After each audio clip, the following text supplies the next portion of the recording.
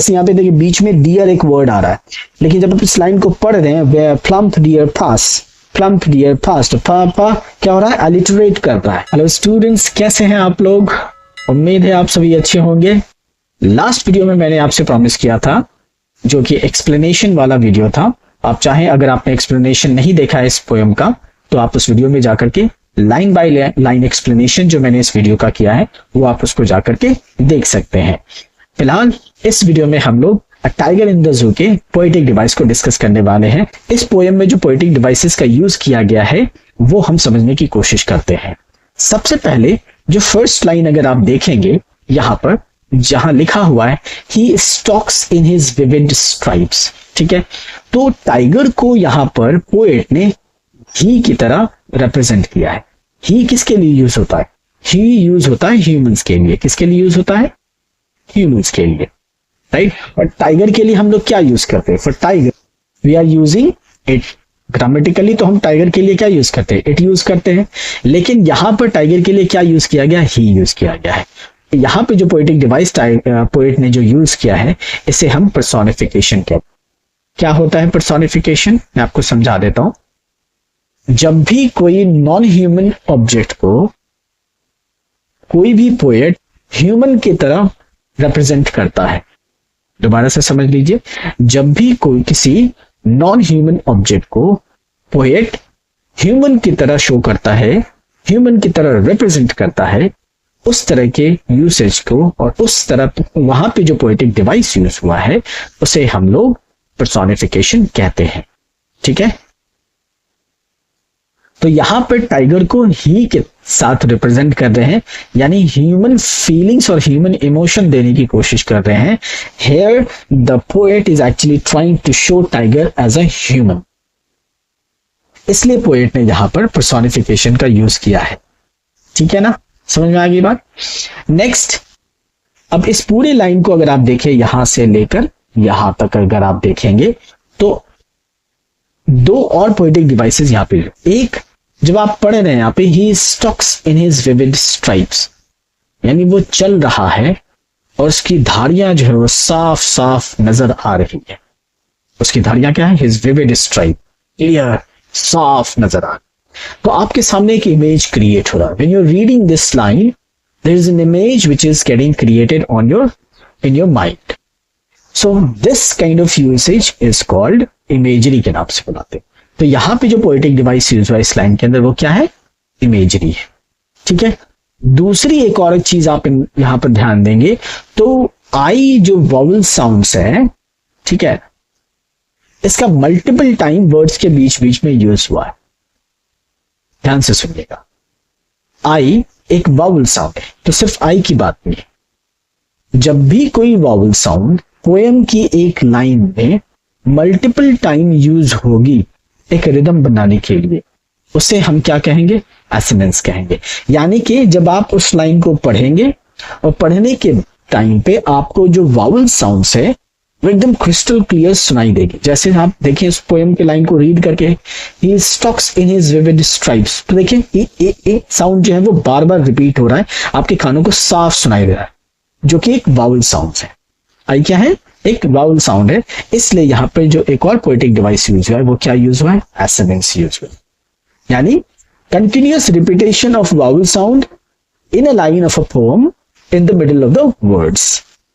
लगातार किसी vowel sounds का किसी पोएम की लाइन में लगभग हर एक वर्ड के अंदर बीच बीच में यूज होना ही क्या कहलाता है?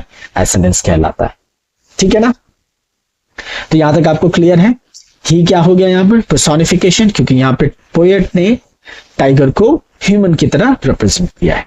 दूसरा देखें यहां पे विविड स्ट्राइप्स, अगर आप इस लाइन को पढ़ रहे हैं तो आपके सामने एक इमेज क्रिएट हो रहा है कि टाइगर चल रहा है, उसकी धारियां साफ साफ नजर आ रही है। There is an image which is getting created in your brain, right? That's the reason it is imagery and assonance, because इस लाइन के अंदर वावल साउंड्स का कंसिस्टेंसी से रिपीटेशन हुआ है in the middle of the word, ठीक है ना। Next, the few steps of his cage on pads of velvet quiet. तो यहां पर पैड्स किसको कहा गया है? जो पंजे हैं शेर के, उसको कंपेयर किसके साथ किया गया है? वेलवेट के साथ कंपैरिजन हुआ है, right? So it is an implied simile. It's a direct comparison of one object to the other, which this is why this is what metaphor. क्यों मेटाफर है? क्योंकि यहाँ पे वेलवेट का जो डायरेक्ट कंपैरिजन है किसके साथ? शेर के पंजे के साथ. ठीक है ना? वेलवेट भी सॉफ्ट होता है, टाइगर के पंजे भी सॉफ्ट होते हैं. तो यहाँ पे वेलवेट की तरह सॉफ्टनेस को फील कराने के लिए रीडर्स को, बिकॉज हर कोई तो टाइगर के पंजे को जाकर टच नहीं कर सकता. हाउ विल यू अंडरस्टैंड और feel the softness of the pads और the pause of the tiger? So that's the reason the poet has used one object which is velvet, है ना, जो कि बहुत सॉफ्ट होता है. आप उसको टच करेंगे बिल्कुल सॉफ्ट सा फील होता है. तो पोएट आपको एक सेंस कराने की कोशिश कर रहे हैं कि देखिए जो आप वेलवेट को टच करते हैं कितनी सॉफ्टनेस होती है. सेम चीज टाइगर के पैड्स के अंदर भी है. वेलवेट रख दिया जाए, जरा भी आवाज नहीं होगी, तो टाइगर का पंजा भी रख दिया जाएगा, जरा भी आवाज नहीं होगी. So it's a direct comparison of velvet with the tigers pause, tigers pads. ठीक है, इसीलिए यहां पर क्या यूज हुआ है? मेटाफर का यूज है. बिकॉज मेटाफर क्या है? It's a direct comparison of one object to the other. एक ऑब्जेक्ट की क्वालिटी को दूसरे ऑब्जेक्ट के साथ कंपेयर अगर किया जाए, इंप्लाई कर दिया, उस पर लागू कर दिया जाए, तो वो क्या कहलाता है? मेटाफर कहलाता है.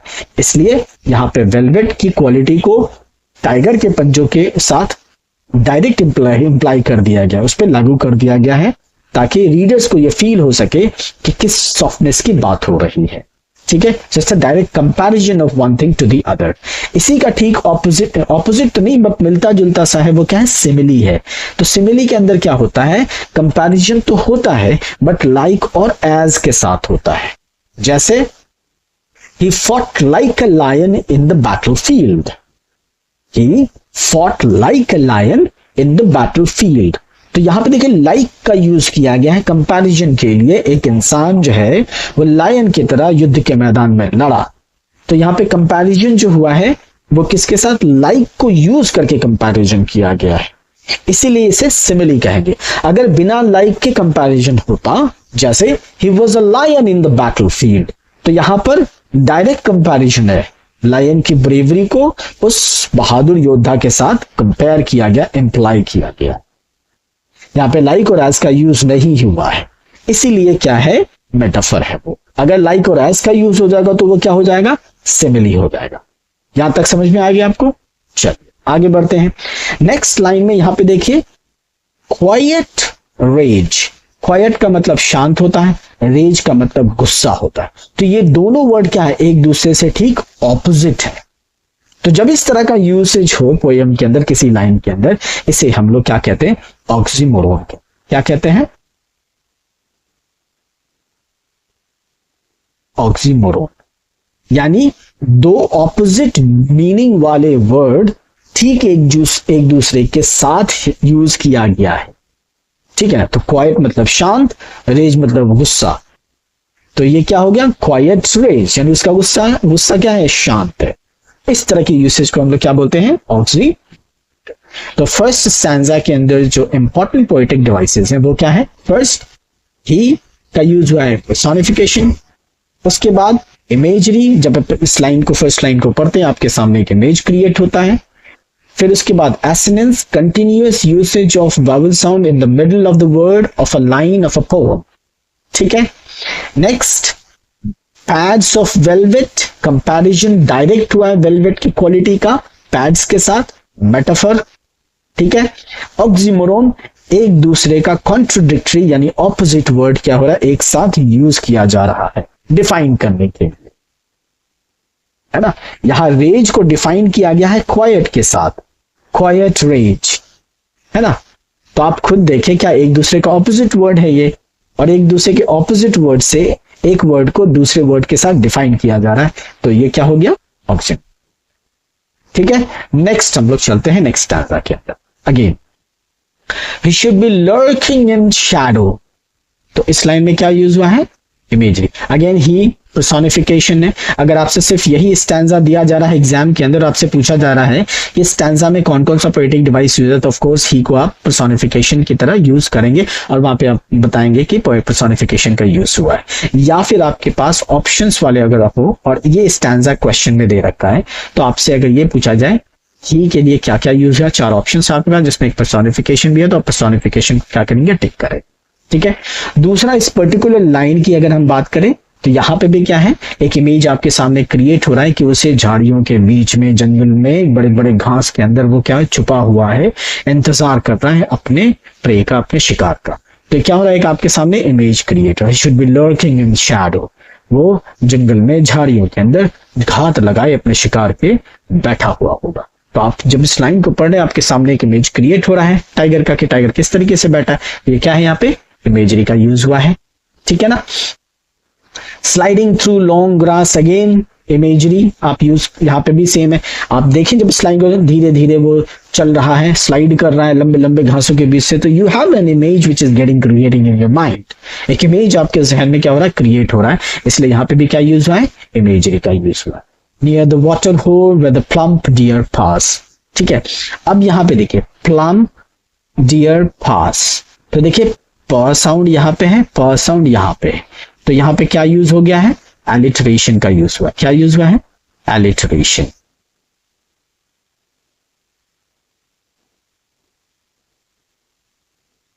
अब ये एलिटरेशन क्या होता है, मैं आपको बता देता हूं। जब भी कोई क्लोज या एडजेसेंट वर्ड, क्लोज या एडजेसेंट वर्ड सेम साउंड से शुरू हो, 2 या 2 से ज्यादा कोई वर्ड है या वर्ड्स है, 2 या 2 से ज्यादा क्लोज या एडजेसेंट वर्ड्स सेम साउंड से शुरू होंगे, तो उनको क्या कहेंगे हम लोग, एलिटरेशन करेंगे। नॉट द लेटर्स, ध्यान रखिए, माइंड इट।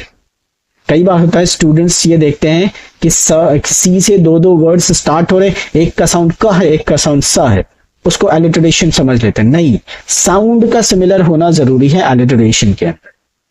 यहां पे पी तो यूज हुआ है, लेकिन साउंड भी क्या है, प है।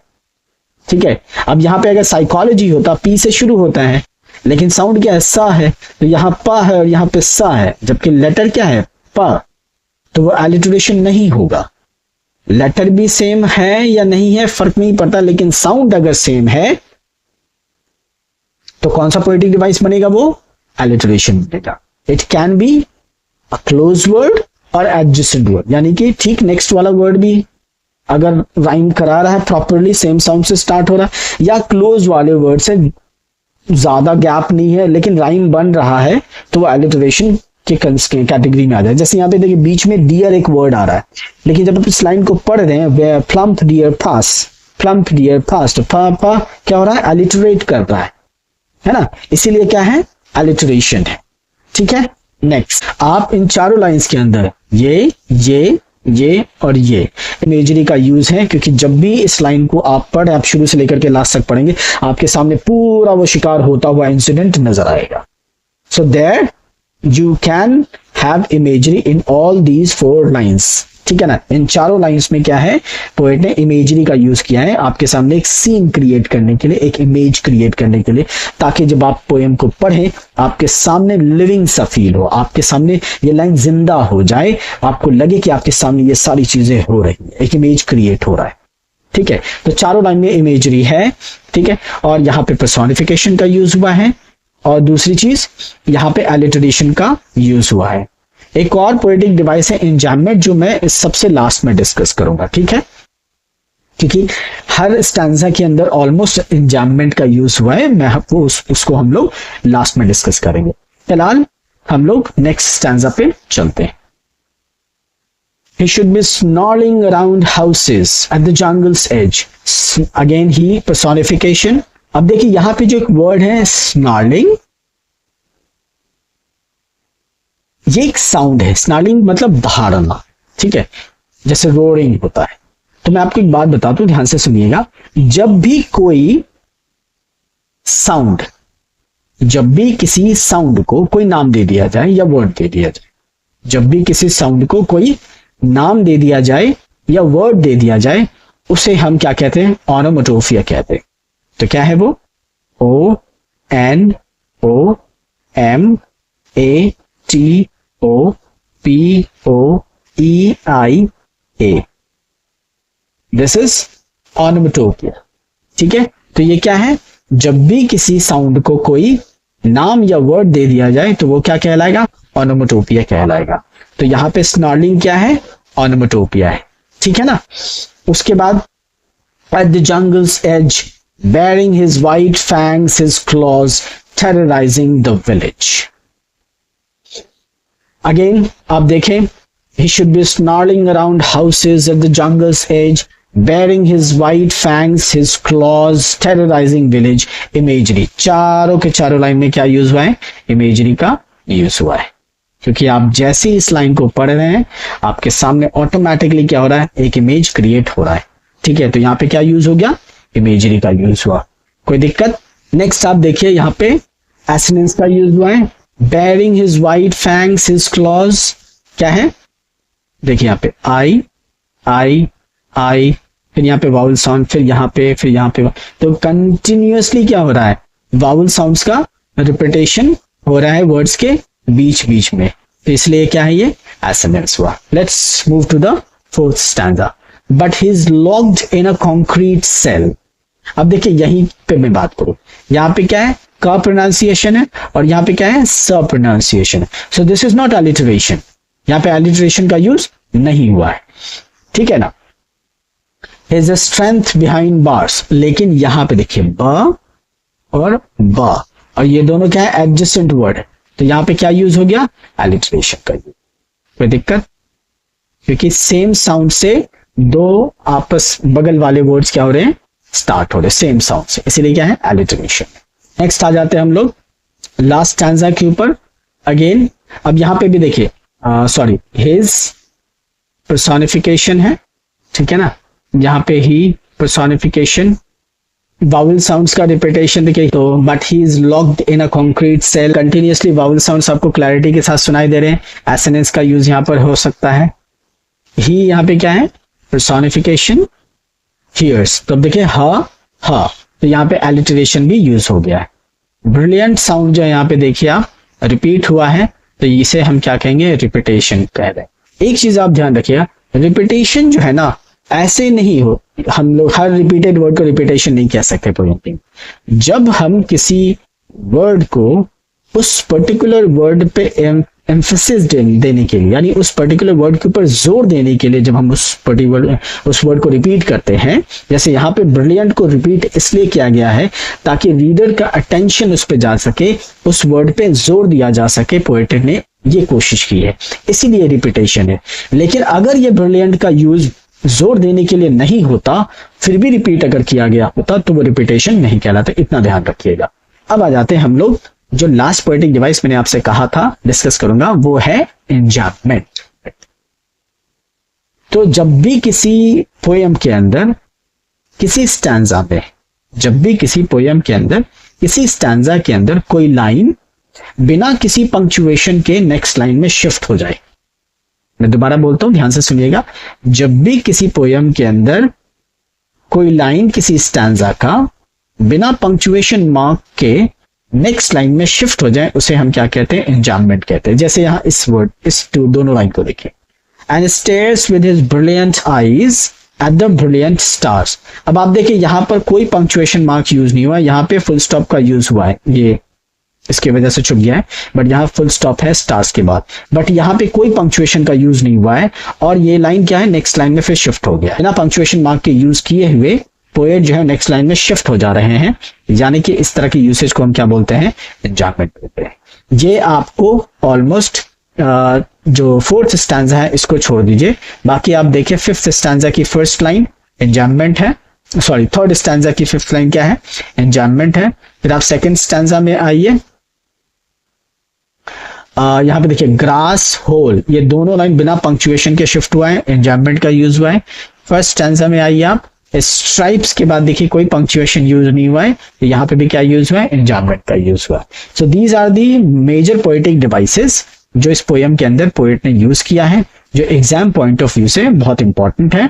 तो आपके लिए इतना एक्सप्लेनेशन उम्मीद है काफी होगा। इस पोएम के पोएटिक डिवाइस को समझने के लिए। ठीक है, बाकी अगर आपको कोई डाउट होता है आप कमेंट बॉक्स में जरूर मुझसे पूछ सकते हैं, मैं इसकी क्लैरिटी पे एक वीडियो बना दूंगा। अगर किसी पोएटिक डिवाइस में आपको कोई कंफ्यूजन है या आपको लगता है कि कोई पर्टिकुलर वर्ड जो है वो ये पोएटिक डिवाइस हो सकता है लेकिन मैंने कवर नहीं किया है, तो आप जरूर कमेंट बॉक्स में उसको लिख सकते हैं और आई विल मेक श्योर अगर वो अगर पोएटिक डिवाइस जैसा आप एक्सपेक्ट करें वैसा हुआ तो मैं उस पर क्लैरिफिकेशन दूंगा, और अगर नहीं है फिर भी आपको लग रहा है कि वहां पे वो पोएटिक डिवाइसेस यूज हुआ है तो मैं उस पर भी क्लैरिफिकेशन आपको दे दूंगा। तब तक के लिए थैंक यू वेरी मच। उम्मीद है आपको ये वीडियो पसंद आया होगा और सारे पोएटिक डिवाइस इस पोएम के समझ में आ गए होंगे। Thank you very much.